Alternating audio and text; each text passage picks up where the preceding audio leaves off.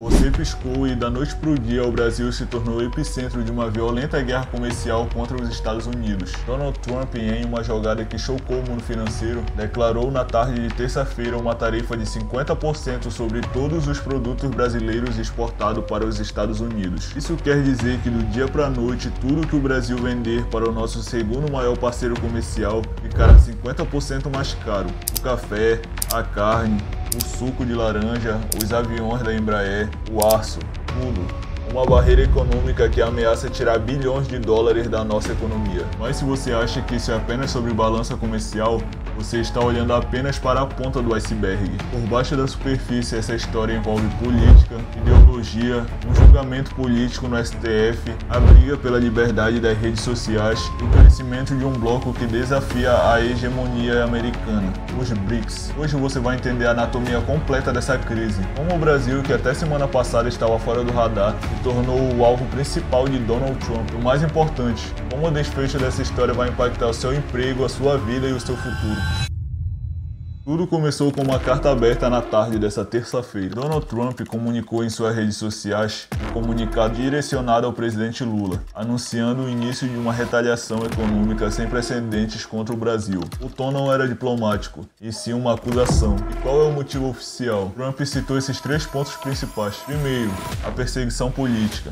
Ele classificou o julgamento que tornou o ex-presidente Jair Bolsonaro inelegível como uma caça às bruxas e um escândalo internacional. Trump, que viu Bolsonaro como um aliado político, declarou que a democracia brasileira estava sob ataque e que os Estados Unidos não poderia ser parceiro de um país que persegue os líderes conservadores. A segunda razão apontada foi uma suposta afronta à soberania americana. Trump se referiu diretamente à atuação do Supremo Tribunal contra plataformas de redes sociais dos Estados Unidos, como o X, o antigo Twitter. Ele mencionou ordens secretas e ilegais que, segundo ele, violam a liberdade de expressão e constituem um ataque direto a empresas americanas em solo estrangeiro, ameaçando-as com multas milionárias e até expulsão. E por fim, o terceiro argumento é econômico. Segundo Trump, o Brasil tem uma relação injusta e não recíproca com os Estados Unidos. Ele acusou o Brasil de impor barreiras tarifárias e não tarifárias, que, segundo ele, prejudicam os fazendeiros e as indústrias americanas há décadas. Para legalizar a sua ação, ele invocou a seção 301 da Lei do Comércio dos Estados Unidos, uma lei poderosa e controversa que permite ao presidente americano investigar e retaliar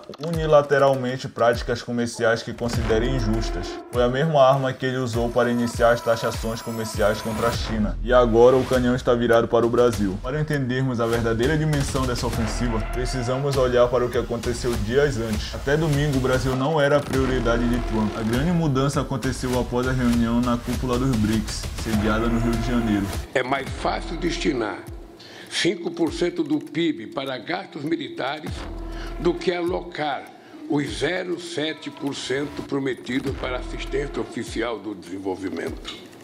Isso evidencia que os recursos para implementar a Agenda 2030 existem, mas não estão disponíveis por falta de prioridade política.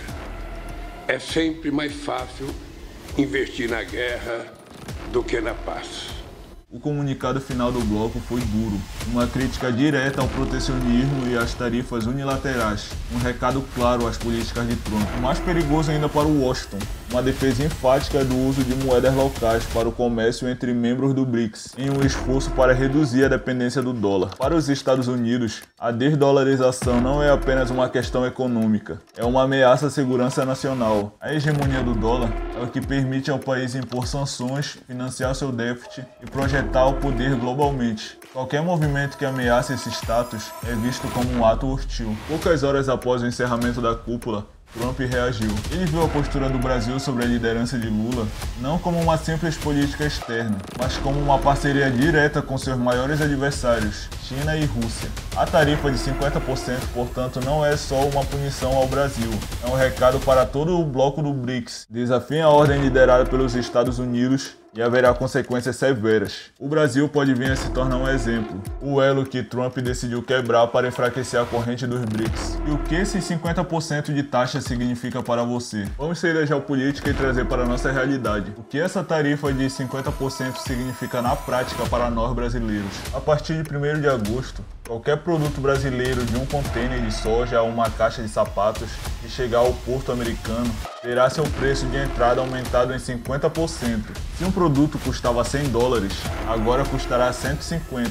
E essa taxa se soma a outras já existentes. O aço brasileiro, que já paga tarifas, pagaria essas tarifas mais os 50% da nova taxação de Trump. A consequência é imediata e óbvia. Os importadores americanos de supermercados e montadoras simplesmente vão parar de comprar do Brasil. Por que eu vou comprar o café brasileiro 50% mais caro se eles podem comprar da Colômbia ou do Vietnã pelo preço normal? Os Estados Unidos é o segundo maior parceiro comercial do Brasil. O Brasil vende cerca de 37 bilhões de dólares por ano para os Estados Unidos e é uma fonte vital de receita de moeda forte. E quando essa receita despenca, o efeito dominó começa. Exportar mercadoria para os Estados Unidos é uma das principais formas de trazer dólares para dentro do nosso país. Com menos dólares entrando, a oferta diminui pela lei da oferta e da procura. O preço do dólar sobe e sobe bastante. Em um cenário como esse, o dólar logo se valoriza, como aconteceu logo após o pronunciamento de Trump. Aí você deve pensar, eu não exporto nada mesmo, então isso não me afeta.